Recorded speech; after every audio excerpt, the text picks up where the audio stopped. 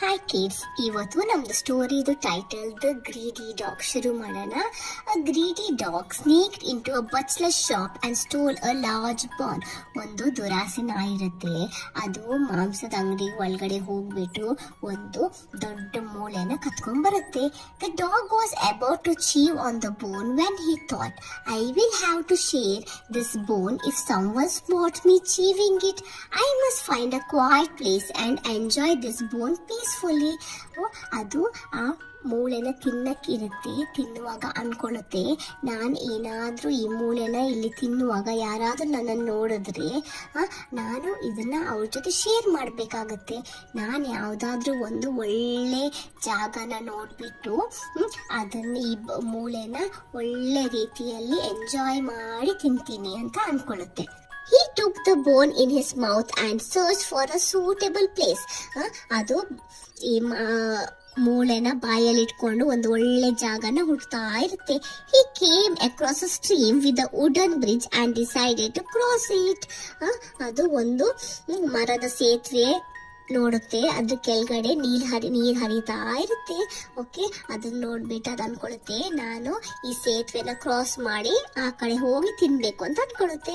As he was crossing the wooden bridge, he look down into a stream and he saw his reflection. Okay, ಅದು ಆ ಮೂಳೆ ಪೀಸ್ನ ತಗೊಂಡು ಆ ಮರದ ಸೇತುವೆಯಿಂದ ಆ ಕಡೆ ಹೋಗುವಾಗ ಹರಿಯೋ ನೀರ್ ಕೆಳಗಡೆ ನೋಡಿದಾಗ ಅದ್ರದ್ದು ಮುಖದ ಪ್ರತಿಬಿಂಬ ಕಾಣುತ್ತೆ. ಅದಕ್ಕೆ he thought, there is another dog with a bone in his mouth. If I snatch his bone, I will have two bones. ಅದೇನ್ ಅನ್ಕೊಳುತ್ತೆ, ನೀರಲ್ಲಿ ನೋಡಿದಾಗ ನೀರಲ್ಲಿ ಇನ್ನೊಂದು ನಾಯಿ ಇದೆ, ಅದ್ರ ಬಾಯಲ್ಲೂ ಒಂದು ಮೂಳೆ ತುಂಡಿದೆ. ನಾನು ಏನಾದ್ರೂ ಆ ಮೂಳೆನ ಅದರಿಂದ ಕಿತ್ಕೊಂಡ್ರೆ ನಂಗೆ ಎರಡು ಮೂಳೆ ಸಿಗುತ್ತೆ ಅಂತ ಅನ್ಕೊಳ್ಳುತ್ತೆ. ಅದಕ್ಕೆ ಗೊತ್ತಿರಲ್ಲ ಅದ್ರದೇ ಪ್ರತಿಬಿಂಬ ಅದು ನೀರಲ್ಲಿ ನೋಡ್ತಿರೋದು ಅಂತ ಅದು ಗೊತ್ತಿರಲ್ಲ. The greedy dog barked at his reflection and the bone fell from his mouth into the river. He went home disappointed.